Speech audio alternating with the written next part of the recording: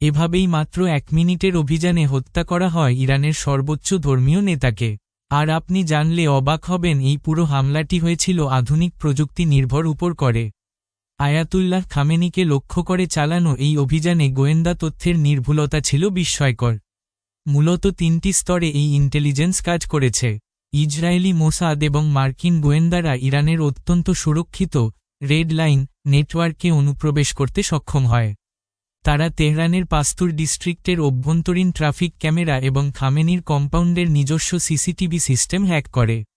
এর ফলে খামেনি কখন কোন ঘরে অবস্থান করছেন তার লাইভ ভিজুয়াল তথ্য হামলাকারীদের হাতে ছিল।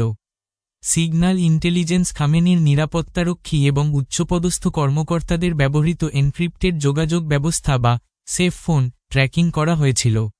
যদিও খামেনি নিজে সরাসরি ফোন ব্যবহার করতেন না, কিন্তু তার চারপাশের বলয়ের ডিজিটাল ফুটপ্রিন্ট বিশ্লেষণ করে তার সঠিক অবস্থান, যেমন তিনি মাটির নিচের বাংকারে আছেন নাকি ওপরের তলায়, নিশ্চিত করা হয়।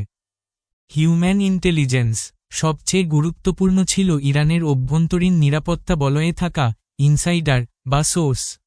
বিভিন্ন প্রতিবেদনে ইঙ্গিত দেওয়া হয়েছে যে খামেনির ব্যক্তিগত নিরাপত্তা বাহিনী বা IRGCর উচ্চপদস্থ কর্মকর্তাদের মধ্যে কেউ কেউ এই অভিযানের জন্য মাঠ পর্যায়ের তথ্য সরবরাহ করেছিলেন।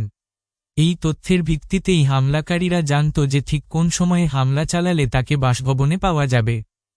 এই অভিযানে মূলত এমন কিছু প্রযুক্তি ব্যবহার করা হয়েছে যা অত্যন্ত গোপনীয় ও বিধ্বংসী। F-35I স্টিলথ ফাইটার এই যুদ্ধবিমানগুলো রাডার ফাঁকি দিয়ে ইরানের আকাশসীমায় প্রবেশ করতে সক্ষম। এগুলো কোনো শব্দ বা চিহ্ন না রেখেই লক্ষ্যবস্তুর কাছাকাছি পৌঁছাতে পেরেছে। বাংকার বাস্টার বোমা খামেনির বাসভবনের নিচে যে সুরক্ষিত বাংকার ছিল তা ধ্বংস করতে এই বিশেষ বোমা ব্যবহার করা হয়। এটি কয়েক ফুট পুরু কংক্রিট ভেদ করে মাটির গভীরে গিয়ে প্রচণ্ড বিস্ফোরণ ঘটায়।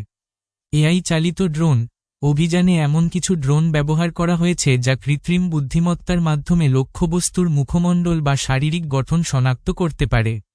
এটি নিশ্চিত করেছিল যে মূল লক্ষ্যবস্তু খামেনি কিনা। হামলাটি চালানো হয়েছিল মাত্র 1 মিনিটের মধ্যে। ইসরায়েলি ও মার্কিন বাহিনী জানত যে একবার সময় নষ্ট হলে ইরানের আকাশ প্রতিরক্ষা ব্যবস্থা সক্রিয় হয়ে উঠতে পারে। তাই তারা বিংশ শতাব্দীর সবচেয়ে দ্রুতগতির ডিক্যাপিটেশন স্ট্রাইকটি সম্পন্ন করে।